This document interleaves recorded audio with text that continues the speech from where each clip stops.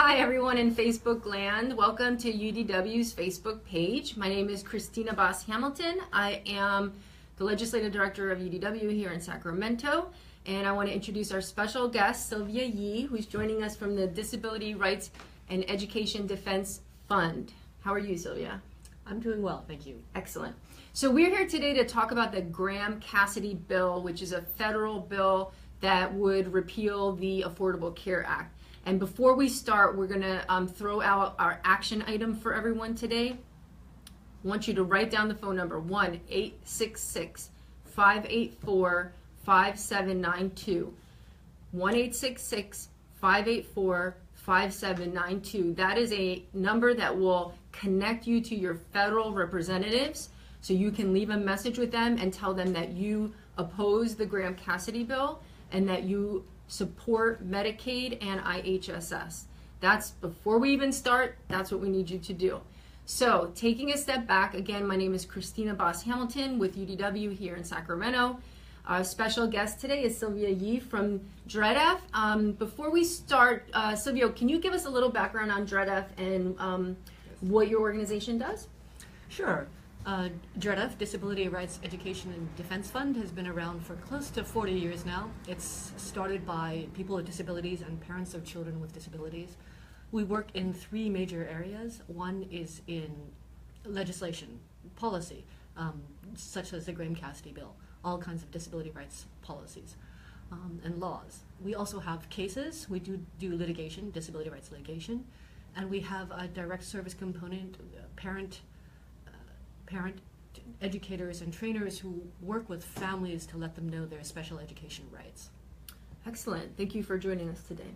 So we want to talk about Graham-Cassidy because it has a tremendous impact on the IHSS program.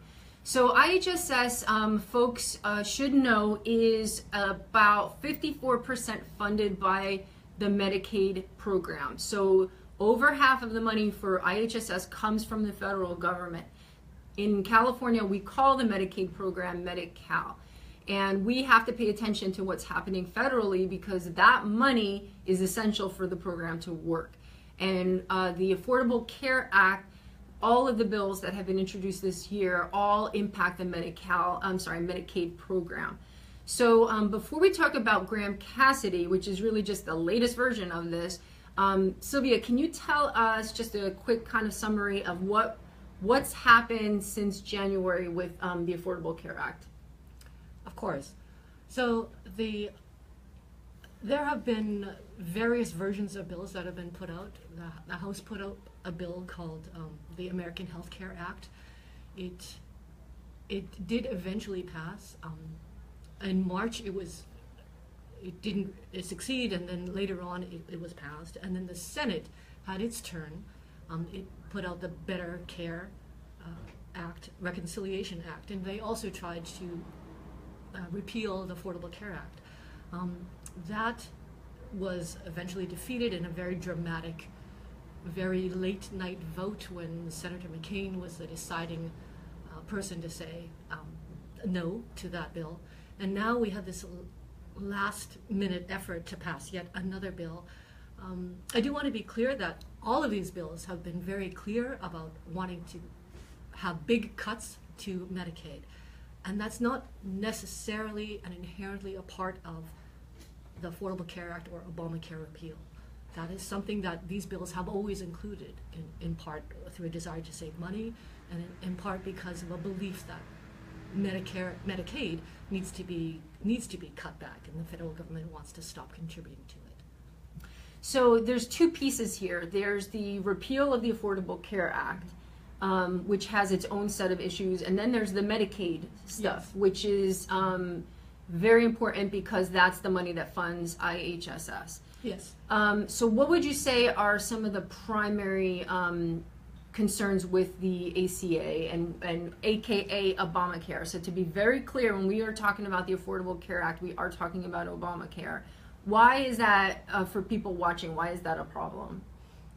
Well, the critical thing that Obamacare really did was it tried to set up a system of health coverage without gaps, so that at the very low income level there'd be Medicaid, Medicaid was expanded so that people with low income, working people with low income would still have some coverage, would have good coverage. And then it would go on to the private insurance, the marketplaces, where lower income people would get subsidies.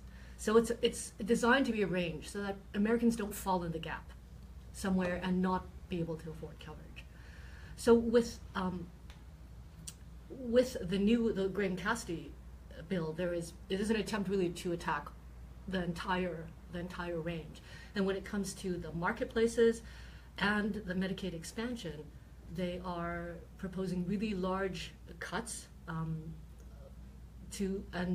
wanting states to really make do with less. I think what we've heard sometimes is that all we're doing, the lawmakers have asserted that all we're doing is we're taking the money and giving it to the states to spend as they want.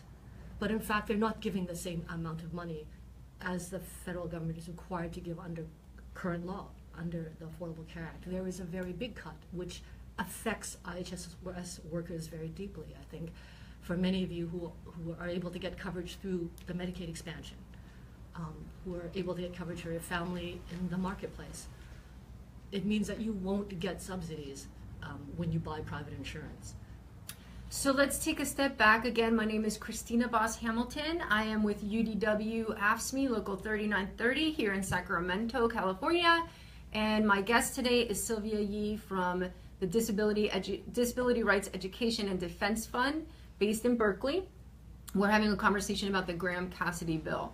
Again, we want you to take down this phone number, 1-866-584-5792. You can call this number and be directly connected to your federal representatives, and you can leave a message that you oppose the Graham-Cassidy bill and that you oppose any cuts to Medi-Cal or to IHSS. So Medicaid funds IHSS. The Affordable Care Act has a whole bunch of different pieces to it, as you talked about. How about things like pre-existing conditions or these lifetime caps? These are other big concerns for people who work for IHSS, who are on IHSS. What does that do? Sure, and I'm hoping not to get into the weeds here at all, but I know that sometimes I can get carried away and just talk. So I believe that we're also taking questions. Yes. Right. If you have a question about anything we're talking about, you want to go onto the feed and type your question out, and we will get to you. So do that now. So I would really welcome that. It helps anchor me in the real concerns that you have and keeps me from going off into some policy cloud. So it is a critical thing. You've probably heard about it in the news. One really important thing that the Affordable Care Act did do, that Obamacare did do, was abolish discrimination against people with pre-existing conditions when they're looking for health insurance. So that means you could have had breast cancer, you could have had any number of conditions in your past, you could have cardiovascular disease, etc., and you can still get health coverage to help you stay healthy. That wasn't the case. I think people can have short memories, but that really wasn't the case before 2010. This is something that the American people have said is important to them. That they want to have that kind of coverage. What the Graham-Cassidy bill allows is that it lets that coverage be eaten away. Like, states can choose to waive that coverage, which means then that we are back to the bad old 2010 days. I work with people with disabilities, the disability community. We're talking about decades spent not being able to get health insurance coverage, even basic things, your checkups, going to get an annual checkup or going to get preventive care, a mammography, etc. Then you wouldn't be covered for that. You'd be paying for it out of coverage because you don't have health coverage. You don't have health insurance. So, one of the things that I hear from our members is, well, I don't understand, this is repealing the, Obamacare. This doesn't have anything to do with IHSS. Or this isn't going to hurt IHSS. It just has to do with this other stuff. But what I want to keep emphasizing is, no, actually, these bills will dramatically cut funding for this program. And in fact, it will immediately cut almost $400 million a year because IHSS has a specific funding stream called the Community First Choice option that is in the Affordable Care Act. So we know from the state's own analysis that it will immediately result in a loss of $400 million. Never mind the impact of all the block grants and all that other kind of stuff. So why do you, Sylvia, why do you think this is happening? Why are we here? Like, what is this part of a bigger picture in your mind? It is part of a bigger picture. I think there is a conservative ideal for many years to really cut back on what are called entitlement programs, and often that's such a bad word to use. People think of, rich kids are entitled. We're not really talking about entitled in that way. Medicaid, or Medi-Cal, is an entitlement program because it's a federal-state partnership, and the federal government agrees to pay the costs, to help pay the costs of Medicaid, no matter how many people need it. So if you fit the criteria, if you're a low-income person with a disability, a low-income senior, if you need this health insurance, then you qualify for it and you get to have health coverage, the health coverage you need to stay healthy, to stay in the community, to receive long-term services and supports like IHSS. So what's wrong with entitlements? I think what many conservatives feel is that if you have an entitlement, that means you don't know what the costs are going to be. You don't get to put a cap on it. You don't need to get to budget for it in quite the same way, because there could be, look at what happened with Harvey, for example, or the hurricanes, or public health emergencies, or some of the opioid addictions. There are states that are really hard hit that need the services that Medicaid provides. And then you have unexpected and new costs. And the federal government doesn't want to be on the hook for those costs. They want to cut back so that there's a limit, a cap on how much they spend, which then translates into caps for people, either caps in the service they receive or caps in the number of people who can get those services. So this comes down to money. And yes, in the end, this is about reducing the amount of money that California gets and any other state will get to pay for programs like IHSS and anything else that's funded by Medicaid. yes. So what we know is that Medicaid is vital to us in California, and we need to do everything we can to defend it. We do have a question. We don't have any questions yet, but we do have some great comments Oh, to share. excellent. Christina says the ACA supports independence of people with disabilities. We've got Nancy and Mary and Sherry and Chocolate and Marion and Teresa all listening. Cassandra. Rob says thank you for letting us know what is going on. It is very much appreciated. And Richard says it will not happen. We the people matter. There would be a war if it does. Wow, that's really that's great comments. It makes me feel like we're doing the right thing. I was just going to add one thing. Go ahead. So just last Friday, an independent healthcare analysis company came up with some numbers, and they are definitely, they're probably the most independent analysis we're going to get, and they looked at how much individual states would be cut. And for California, the number they came up with, which is under Graham-Cassidy, between 2020 and 2026, it'd be $78 billion from That's the Medicaid. Billion as in B. The Medi-Cal budget, right. Right. And you cannot look at cuts of that size and think that IHSS, home community-based services, would not be significantly cut. Yeah.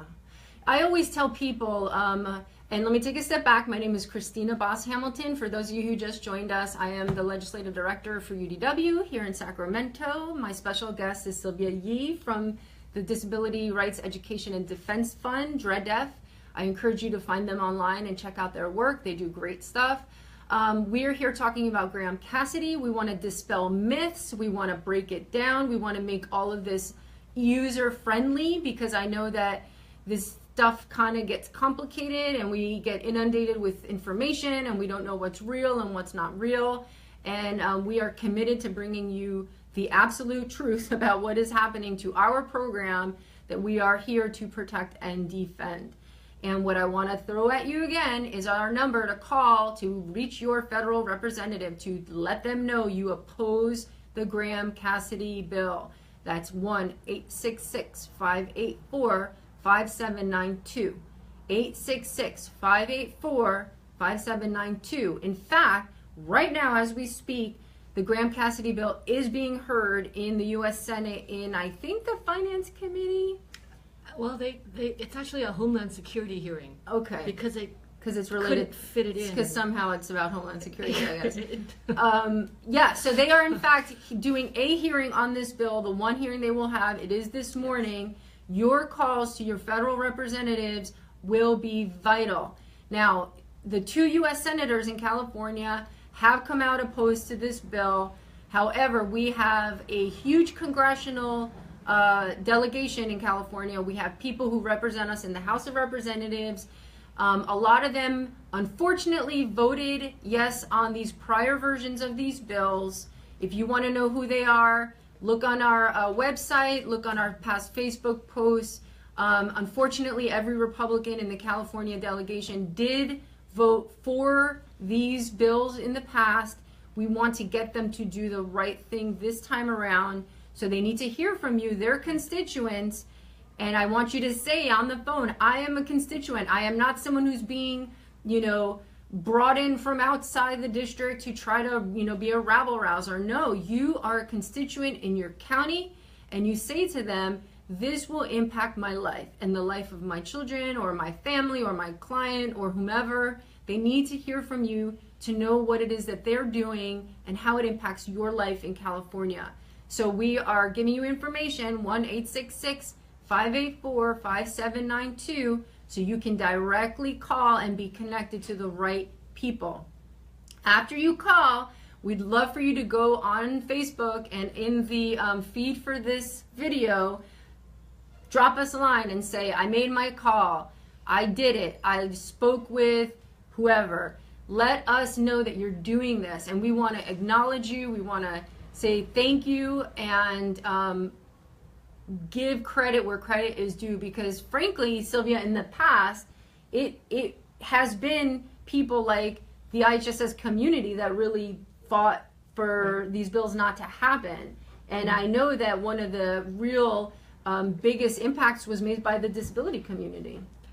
Yes, absolutely. The disability community, much like the IHSS workers, is deeply, intimately aware of how much home and community-based services is essential to their life, to their health, to being in the community and not in an institution, for them to be able to live their life doing what they do, whether it's work or school, seeing friends, having a family.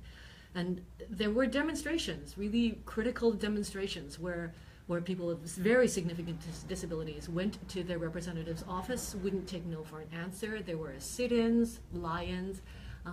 People were dragged out, people in wheelchairs, etc., were dragged out of a representative's office because their lives were on the line. And that is what it comes down to. These cuts are so significant.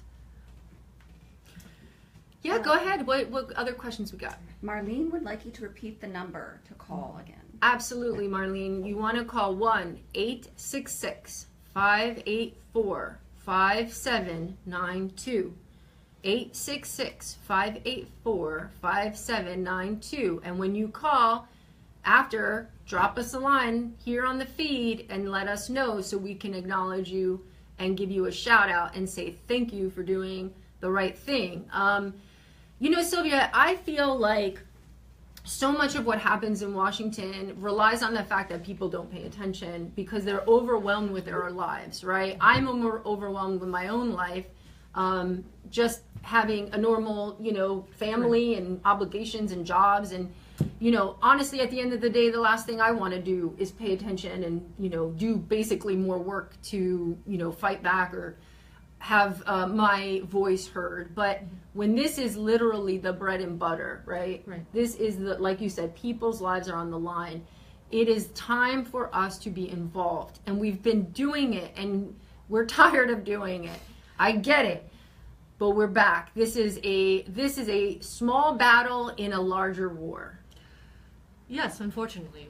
Though it's nice to think that it's one of the larger battles and we're winning, and that there won't be huge ones still to come. But I remember back in March when the first House bill was proposed, and it was defeated in the Representative Ryan had to call off the vote.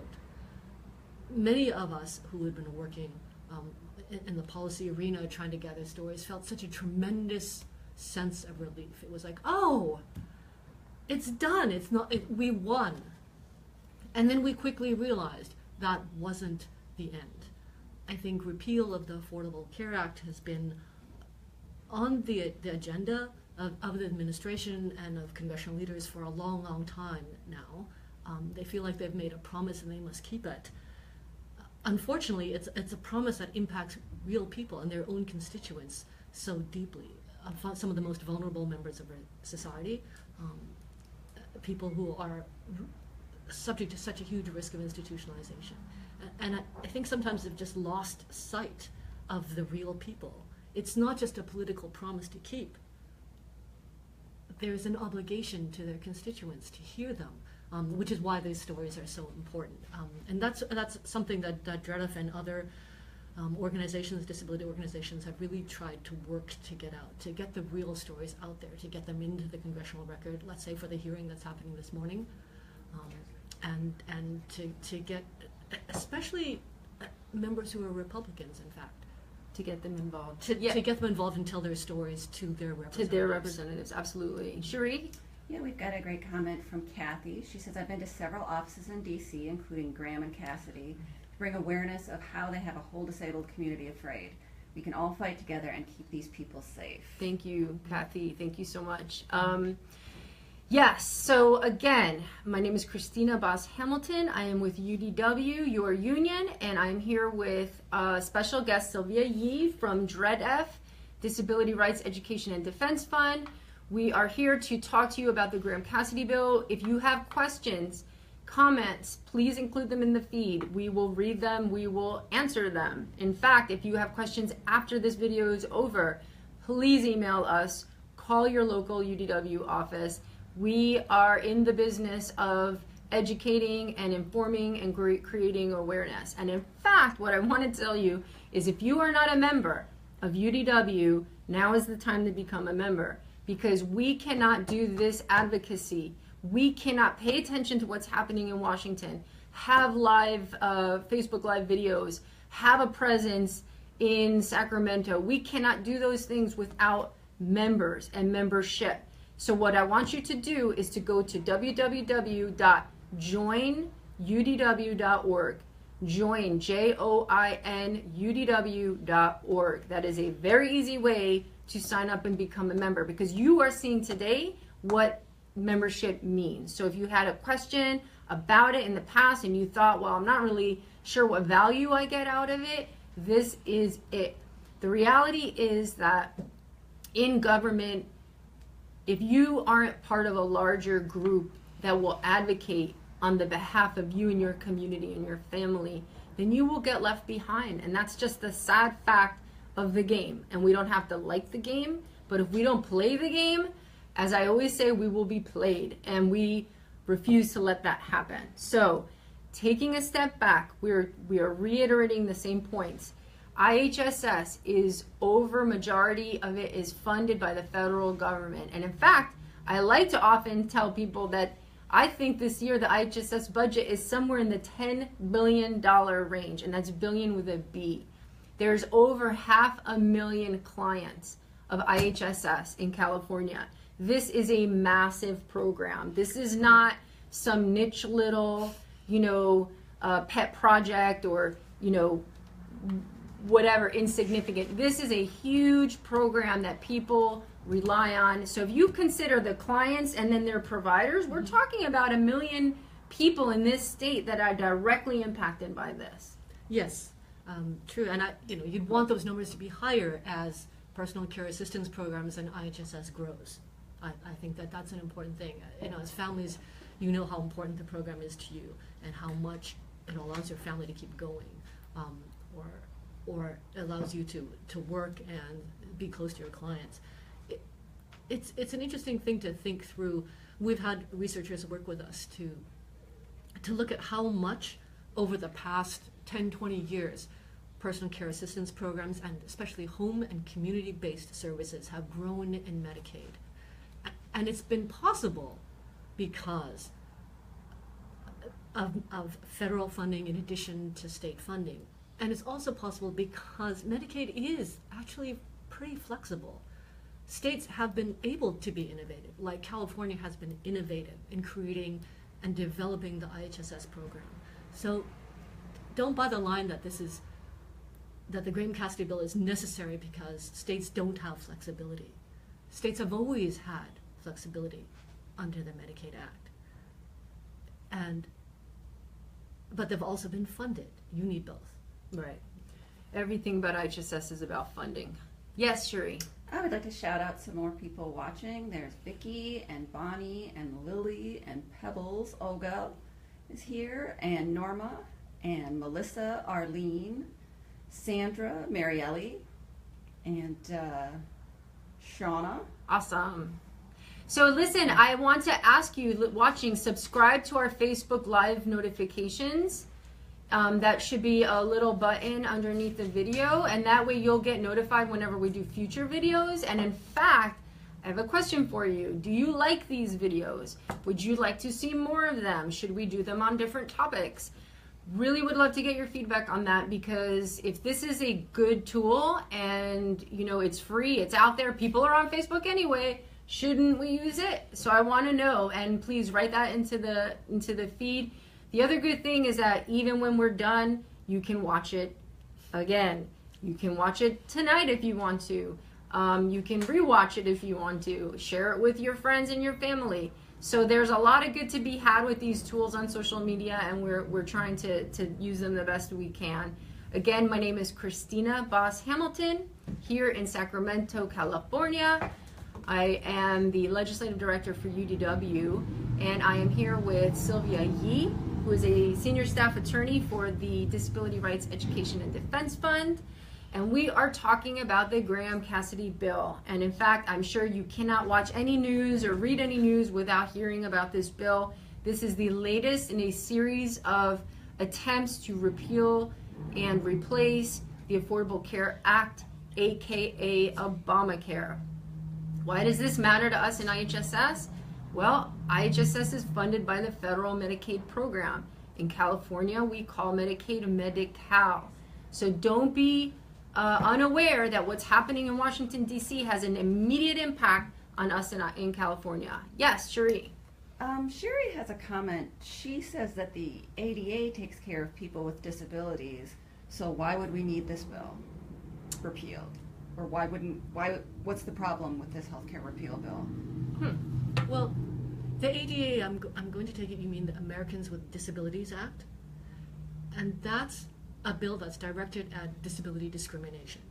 So for instance, if someone with a wheelchair goes to their government office and can't get in, then they're being discriminated against. They can't use the public service that everyone else uses.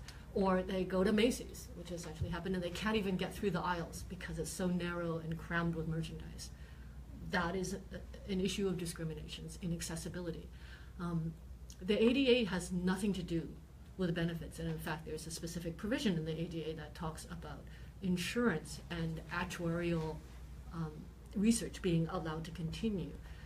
So there's a distinct separation between those.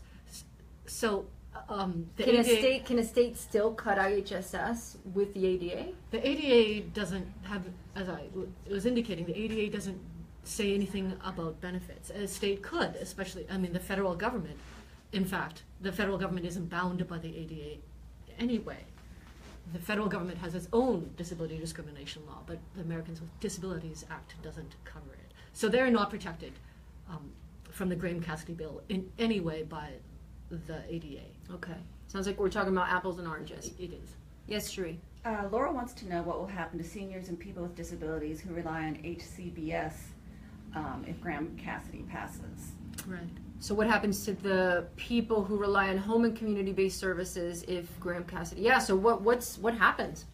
Right. Well, this is a really important thing to know, that when the Medicaid Act was set up in 1965, it was set up at a time when really institutionalization, nursing home care, was the most common thing, especially for people with really significant disabilities. So under the Medicaid Act, when states take part in Medicaid, they have to pay for nursing home care, institutional care, for people who are on Medicaid, for people with disabilities who are on Medicaid. Over time, we've come to realize that people with disabilities, children with disabilities, they want to be in their community. They want to receive home and community-based services and not necessarily institutional care. But the Medicaid program still, for states, has institutional care as a requirement. Home and community-based services is optional, an optional part of the Medicaid program for the most part. This means that if you have a big cut to a state's funds, what are they going to do? They're going to cover the services that they have to cover, that are required. And they may not cover the optional services, like home and community-based programs. That's very critical to IHSS workers and the IHSS program, because IHSS is a home and community-based services. It's a home and community-based service. That's a really important question, because this is about, again, the life and the livelihood of our families. Right. So speaking on behalf of UDW, I want to make it clear this isn't a political issue. This is not a partisan issue. This is about the program. Everything that we do in terms of advocacy is about the IHSS program. And if any legislator or politician out there is proposing to devastate the program, we will have a problem with that, and we will talk about it. And so we want you to get involved, because that's the only thing that will make the difference. And again, this isn't about political party or elections. This is about letting the people who make decisions know what the impact will be. And why are they making these bad decisions?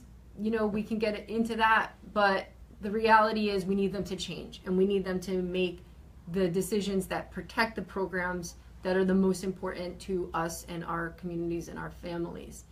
So again, the number to call is 866-584-5792. That's the number that will connect you directly to your legislator in Washington, D.C. It will ask you your zip code. It will connect you to the right person. And then you leave a message and you say, I'm a constituent. I rely on IHSS. I am opposed to Graham-Cassidy because this will impact the funding for the IHSS program. And then we want you to go into the live feed and enter in and let us know you did it. Even after this is over, let us know so that we can give you acknowledgement and thanks. Go ahead, Sheree. Wanda lets us know that she called and asked to vote no. And then, we got a question from Marlene. Well, it's really more of a comment. She says, the only reason I have health care is because of the ACA. Can you address what will happen if this bill passes for our members who may get their own health care through the ACA? Absolutely. So the Graham-Cassidy bill does cut back on federal support of California's insurance marketplace, just as it does of all the state's marketplaces. There's the study that came out on Friday was actually looking at the impact on different states of the Graham-Cassidy bill.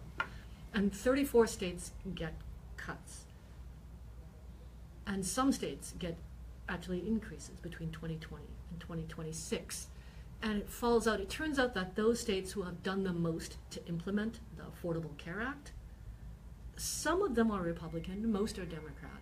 But it's not entirely a partisan issue. It's a matter of, if you took advantage of the Affordable Care Act to have a private marketplace for your state's residents, to establish Medicaid expansion so that low-income working people can get healthcare coverage, the more you did that, the more you tried to provide insurance coverage and healthcare to your residents in your state, the more you will be penalized now under the Graham-Cassidy bill, under the new funding formula. So your cuts will be more significant. And here in California, we have a state that, to its credit, really went full out. They really went towards establishing and building its own marketplace, a working marketplace where I think many IHSS workers get their insurance and get their coverage. They worked on Medicaid expansion and trying to make that smooth so that people could get coverage through Medicaid who previously didn't qualify for Medicaid. And now we see the impact. If Graham-Cassidy were to become law, California suffers really, really significant cuts. Basically 13% at least of its budget, of its Medi-Cal budget, and in exchange. It's overall, California loses in its healthcare budget 13%. So if you have any other questions, we want you to go into the feed and ask questions. The reality is this stuff is complicated. Healthcare is very complicated. That's why it's taken so long to get any of Obamacare passed. For the repeal and replace hasn't happened because of the fact that this stuff is complex. If you change one piece, it impacts another piece. You are being disingenuous if you pretend or say that there's an easy answer to this, because there's really not. The reality is we all want to have health care. We all want to be able to protect ourselves and our family. The other reality is it costs a lot of money. So the truth is, yes, these programs cost billions of dollars, but the answer isn't to take the service away. The answer is about making it better, and nobody is arguing that Obamacare was perfect by any stretch, and there are people who didn't see any increase or benefit to them, and the reality is we do need to make it better, Sylvia. We need to keep working at it and join with everybody of different political stripes to come up with a solution that works for everybody. What we don't want to do is take away services from children and people with disabilities and seniors who need this to live. That is not the answer to this problem. Right, and I wanted to mention that there was a bipartisan, Democrats and Republicans working together, a group in Washington, lawmakers, who were trying to pass a narrow bill that strengthened the marketplaces, that stabilized the market, so that lower income people, whether they were buying on the marketplace or through Medicaid expansion, that their coverage would be assured for the next few years. That group's work was completely undercut by the Graham-Cassidy bill coming out. And this desire, again, forget that. Let's go back, repeal and replace.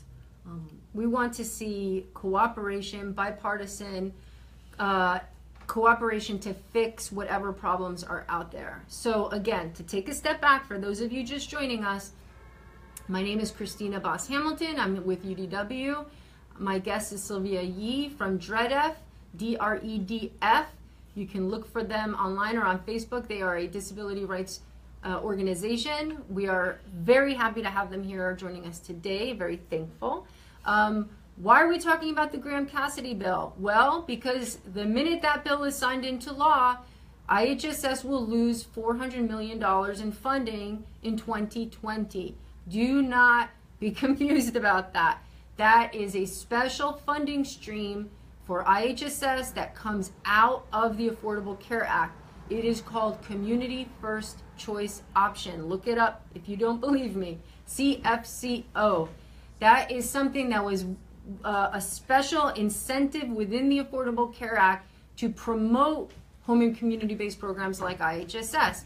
California took advantage of this incentive, and what that gives you is an enhanced federal funding for IHSS.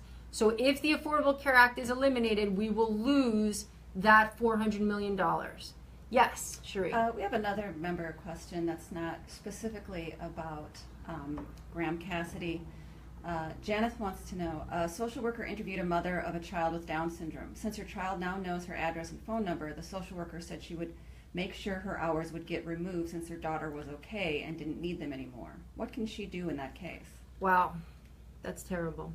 It is terrible. I'm going to give a quick plug for Disability Rights California, and there are other legal services organizations which might help with that work specifically in the area of appealing IHSS hours assessments. But definitely find help and get some legal aid on that. We also want you to call your local your local UDW office. We will help you with filing appeals. We will work with other advocates to get you the best representation possible, because that's not right. And in fact, we've had some great success with appeals and people getting retroactive services that they were originally denied. Apostle has a question. If California loses funding, will California supplement the federal funding loss? Well, ideally, yes.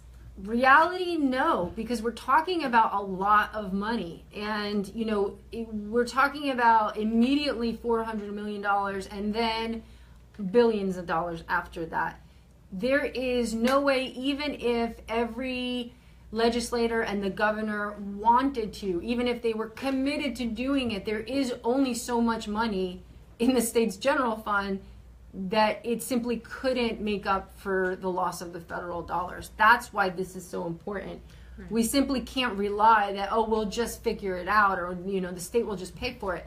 We're talking the $1 billion range, and that cannot be made up for. We would be in a really bad spot if that happened. Yes. I really don't want to imagine it, actually, because it's so bad. I mean, and for state lawmakers, there is, even with a desire to make up for it, there are, of course, as a state, there are competing demands as well. Education, infrastructure. I mean, every budget cycle comes around and you see the priorities, the different priorities and the different groups that need funding for very important purposes as well. Right. We'd be competing with every other line item in the California budget. So again, the number to call is 866-584-5792. Share that with your community. 866-584-5792. That's a direct connection to your federal representative who needs to hear from you. You need to say, I am a constituent. I live in your district. This will impact me and my family. I oppose the Graham-Cassidy bill. That is the ask we have from you today. The second ask we have from you, if you're not a member, you need to become a member of UDW.